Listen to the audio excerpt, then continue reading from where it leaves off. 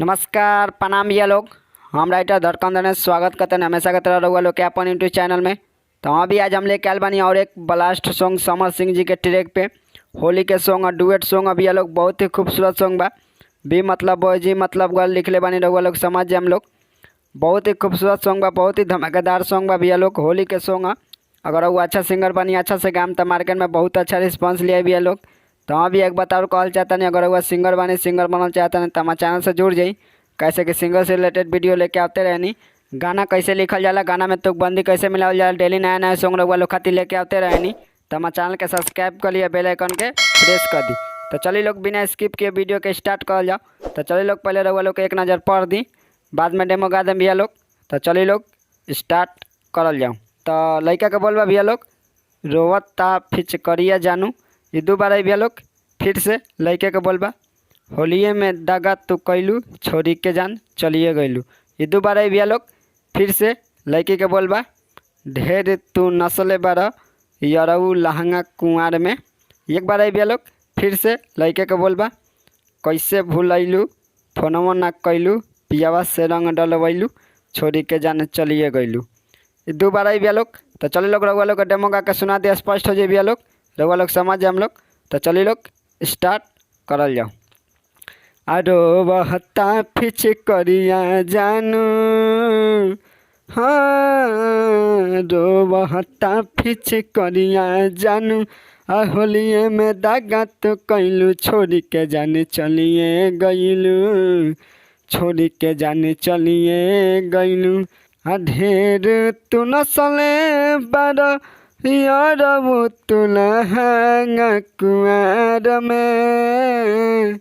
अरे कैसे भूलैलू फोनवो ना कैलू पियावा से रंग डलवैलू छोरी के जाने चलिए गैलू, होली में जाने छोड़िए गैलू। तो हाँ भैया ई रहा मुखरा, कैसा लागल?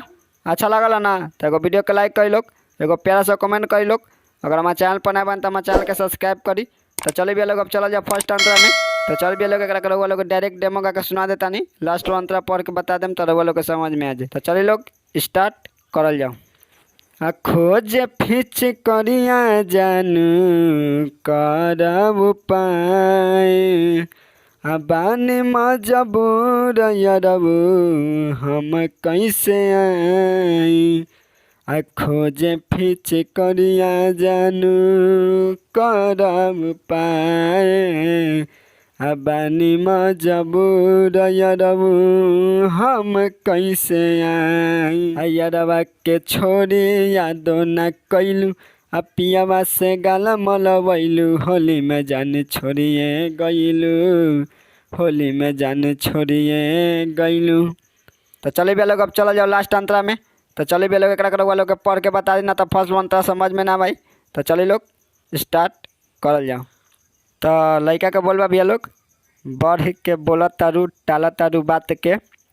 तो लड़की के बोलबा, आशा ना करिह अब मिलब ना रात के। ये दोनों दो बार आई भैया लोग, पहले लड़का फिर लड़की, रहुआ लोग समझ हम लोग।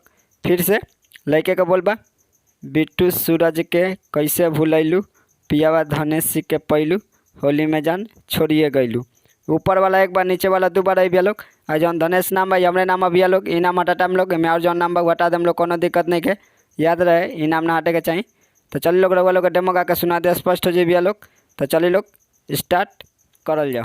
अब बढ़ी के बोल तारू टाल तारू बात के, आशा न करी अब मिलब नहीं रात के।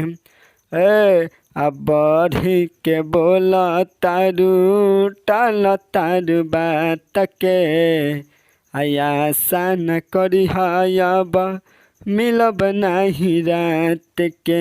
बिट्टू सूरज के कैसे भूलैलू,